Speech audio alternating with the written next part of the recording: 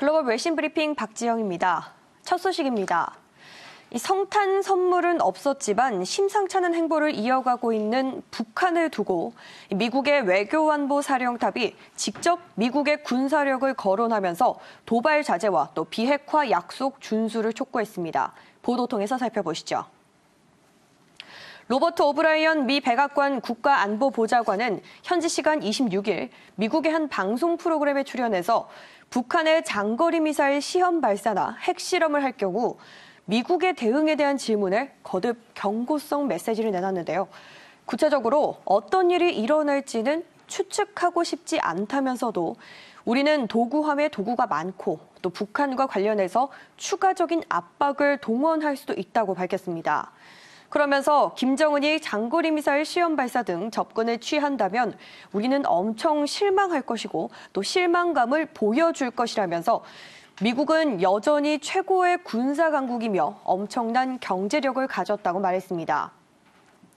한편 트럼프 대통령이 지금 상황을 현실적으로 보고 있다고 강조한 점도 눈에 띄는 대목인데요. 오브라이언 보좌관은 트럼프 대통령이 북한의 정권 교체는 없을 것이며 핵 프로그램을 포기한다면 경제적인 발전과 더불어 엄청나게 밝은 미래를 보게 될 것이라고 약속했다는 점도 재확인했습니다. 이를 두고 외신들은 북한을 협상 궤도로 되돌리려는 노력의 일환이자 또 북한이 고강도 도발에 나설 경우 미국의 대응에 대한 명분을 쌓아두려는 취지로도 관측하고 있습니다. 다음 뉴스입니다. 트럼프 대통령과 푸틴 러시아 대통령이 현지 시간 29일 서로 전화 통화를 하고 테러 대응 협력을 비롯한 상호 관심사들을 논의한 것으로 알려졌습니다. 자세한 내용 로이터 통신 보도로 살펴보시죠. 통화에서 푸틴 대통령은 러시아에서 테러 행위를 막는 데 도움이 되는 정보를 미국이 공유해 준 것에 대해 트럼프 대통령에게 감사를 표시한 것으로 알려졌는데요. 이뿐만 아니라 양 정상 간의 통화에서는 일련의 상호 관심사들도 논의가 됐고 또 테러와의 싸움에서 양자 간이 협력을 계속하기로 합의했다고도 크렘린궁은 밝혔습니다. 하지만 연말에 북한의 도발 가능성이 계속 우려가 고조되는 가운데 미러 정상이 북한에 대한 문제를 논의했는지는 크렘린궁 성명에는 언급되지 않은 것으로 알려졌는데요. 비록 미국과 러시아가 이처럼 많은 문제에서 불화를 겪고는 있지만 양측 모두 테러에 맞서서 싸우겠다는 의지는 자주 강조해온 것으로 알려졌습니다. 다음 소식입니다. 국제 영유권 분쟁 해역이죠. 남중국해를 둘러싸고 동남아 국가들이 중국에 대해서 목소리를 높이고 있다는 소식인데요. 자세한 내용 역시 보도 통해서 살펴보시죠. 먼저 남중국해는 석유와 가스 등 풍부한 천연 자원이 매장돼 있고 또 해상 물동량이 연 5조 달러에 달해서 중국과 필리핀, 인도네시아, 베트남 등 주변국들이 자업의 영유권과 또 어업권 등을 두고 끊임없이 분쟁을 벌이는 해역인데요. 이 보도에 따르면 말레이시아 외교부 장관은 남중국해 전체가 중국에 속한다는 중국의 주장은 터무니가 없다고 비판한 것으로 알려졌습니다. 또 최근 유엔에 제출한 남중국해 관련 제안서를 옹호하면서 누군가 우리의 주장에 이의를 제기할 수는 있겠지만 우리는 우리의 주장을 굳건히 지켜나갈 것이라고 밝혔습니다. 이에 대해 또 중국은 반박에 나섰는데요.